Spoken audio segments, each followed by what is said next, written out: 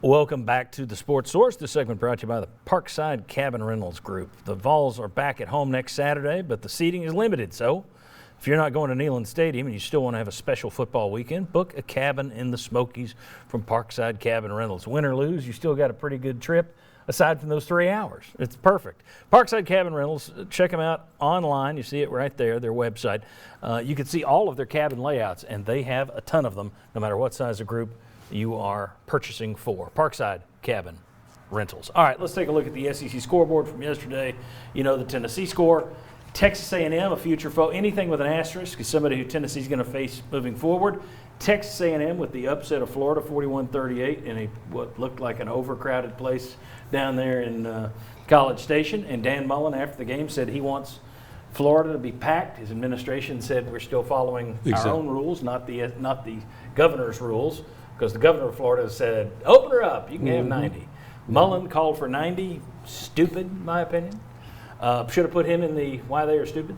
But Texas A&M with the upset, that Florida defense, which I expected to get better as the year went on, is not. They're one of many teams in this league that doesn't appear to have a defense at all. Jimmy, you surprised by Florida? I'm very surprised by Florida. They typically have a good defense. They typically have a really good secondary. The secondary's not shown up. I've been surprised at that. They lost a couple of good pass rushers off last year's team. They haven't been able to replace that. That's one of the bigger surprises to me, is that Florida's defense has taken this big of a step back. Jimmy, you're not surprised. I know you told us before the season that LSU was your most overrated team in the country. I don't think anyone, though, expected the defense to be this bad. Gave up 45 points to Missouri. Last week we said that one of the stupids was Missouri going with the wrong quarterback. Yesterday it looked like it. But look at LSU's defense that got torched by Mississippi State. And Mississippi State, their offense has gone belly up 2 points yesterday against Kentucky, who comes into Neyland Stadium next. Lane Kiffin and Ole Miss gave Alabama an incredible game. You can look that one up and read about the stats. Historic game. Arkansas and Sam Pittman may be the surprise of the conference in the fact that they're fighting so hard. Almost got clipped Auburn yesterday. South Carolina gets by Vanderbilt. Vanderbilt down to 56 scholarship players yesterday due to COVID. Makes me wonder this. Now, that's a city. You're located in Nashville. But are they just reporting it honestly and other schools aren't? Because nobody else is down to 56 in the SEC. Just throwing out the little conspiracy theory there that I think it's interesting. One team's down to 56 players and the other schools are like, no, we're fine, we're good. And it just so happens the one who's out of players is the one that's not a football factory. The magic number to be able to play is what, 53? Yeah. So don't be surprised if Vanderbilt is not able to play a game, maybe even a big part of the season. Maybe that's why they're doing it. Yeah, we got 5 more guys on COVID. All right. Your thoughts on what you saw yesterday around the SEC, what you saw at Tennessee. How much has your outlook changed for the Vols? Your projection for what this team would be. Are you dropping it? Keeping it the same? What are you doing? I'm keeping it the same, although the Arkansas game is going to be harder than I thought. I give them a better chance to beat Florida because Florida's defense.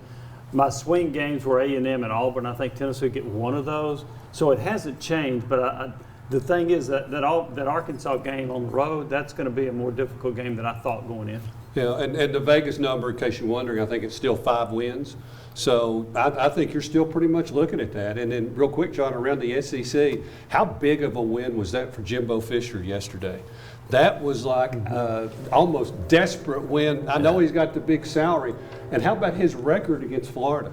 I didn't realize this. Jimbo Fisher is 8-1 against Florida. A lot of those at Florida State, obviously. Yeah. But that's a pretty impressive record against the Gators. Will, are you altering your outlook for Tennessee after yesterday? No, I said 6-4. I still think they have a chance. I mean, you put it this way: look at the defenses and how well they performed.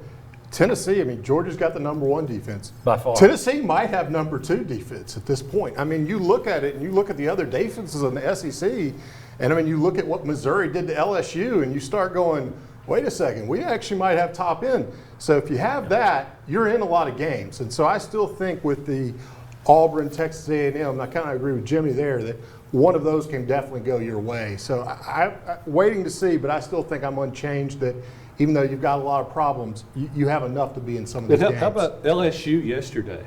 Had 41 points, and on third down, they were 0 for 8. Yeah, it's hard to. Yeah, I mean, that's hard to do. They also had the ball on the 1 yard line with 4 pops at it, and the couldn't game do it. Exactly. couldn't get it. Yeah, Kentucky with the big one. They're in here next. It's a noon kickoff. Chuck will do a Cavaleros line a little bit later, and we'll give you the picks on that one game. But if you're looking at teams that I think, and anything could happen, but Kentucky never manages to give Tennessee trouble. Never manages to beat Tennessee, I should say.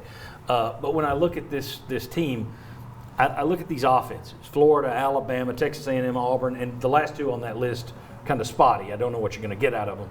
Those are the teams that scare me. I think Tennessee's defense is well and good against teams that cannot throw the ball. Kentucky, Terry Wilson yesterday, 8 completions the entire game. What do they have in total offense? 101. 157. Okay. I'm not worried about Kentucky. You better have a good line this week. Well, I mean, I would be a little. Kentucky beat Tennessee 3 years ago, didn't they? Up there, Tennessee had to have the goal line stand to beat them last year. It was 17-13 game. So, I mean, I wouldn't underestimate them too much. They rushed for 400 I probably yards. underestimate them. Sorry. I'm not buying it. Okay. I'll go ahead and say it. We'll do the Crow next week on the show if Kentucky beats Tennessee. Well, I mean, I'm not saying necessarily No, that's what beat, you're but saying. it could be a competitive game. Okay, very good. I think it'll look like Missouri last week. We'll see. So I'm trying to get him to goose the line. All right, when we come back, 3 tough questions about Jeremy Pruitt and the Vols. Come on back on the Sports Source.